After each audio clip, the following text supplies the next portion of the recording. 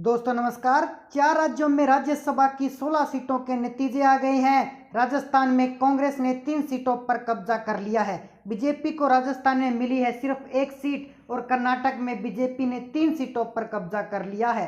कांग्रेस को कर्नाटक में मिली है महज 1 सीट पर 4 राज्यों की 16 राज्यसभा सीटों की वोटिंग को देखकर यह साफ हो गया है कि हॉर्स ट्रेडिंग और क्रॉस वोटिंग की जो संभावनाएं जताई जा रही थी उस पर हर पार्टी के बागी विधायकों ने मोहर लगा दी है।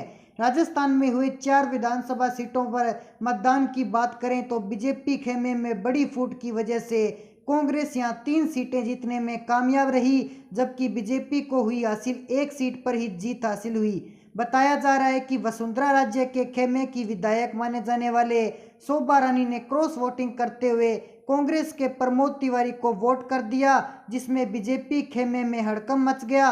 राजस्थान से चुनाव जीतने वालों में कांग्रेस के रणदीप प्रमोद तिवारी और बीजेपी के घनश्याम तिवारी के नाम शामिल हैं। दूसरी ओर कर्नाटक में राज्यसभा के 4 सीटों पर हुए मतदान में बीजेपी की ओर से निर्मला सीतारमण, साउथ एक्टर जगेश और लहर सिंह सिरोह की जीत हुई, जबकि कांग्रेस की ओर से जयराम रमेश यहां विजय रहे। इस बीच क्रॉस वोटिंग को लेकर कांग्रेस ने जयदेश को बीजेपी के बीच करार दिया। महाराष्ट्र में महाविकास आघाड़ी को बड़ा झटका लगा। राजस्थान में 3 सीटों पर बीजेपी को जीत मिली। शिवसेना, एनसीपी, कांग्रेस को एक एक सीट पर जीत मिली। हरियाणा में 1 सीट पर बीजेपी ने कब्जा जमाया, जिस कारण महाराष्ट्र के राज्यसभा चुनाव में हुए वोटों की गिनती को देर रात तक रोकना पड़ा। महाराष्ट्र में राज्यसभा चुनाव के नतीजे को लेकर हाई वोल्टेज ड्रामा पूरी रात चलता रहा।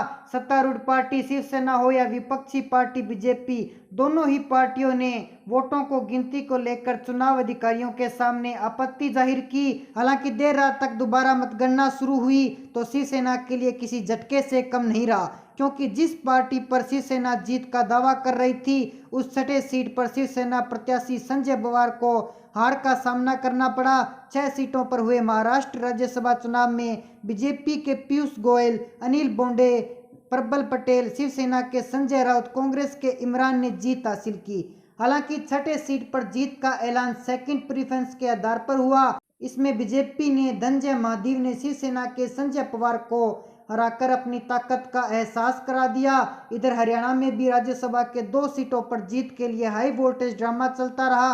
हालांकि अंतिम चुनाव परिणाम में दोनों ही जीत बीजेपी के खाते में चली गई। इस चुनाव में बीजेपी के कृष्ण लाल पवार जबकि बीजेपी समर्थित निर्दलीय उम्मीदवार कार्तिक शर्मा चुनाव जीत गए, जबकि कांग्रेस के अजय यहां से राज्यसभा चुनाव हार गए। तो दोस्तों, ऐसे में आपकी जो भी राय है आप हमारे कमेंट सेक्शन में जरूर बताएं। साथ ही हमारे चैनल को कर लीजिए सब्सक्राइब ताकि हमारी नए नए अपडेट्स आप तक पहुंच सके। जय हिंद, जय भारत।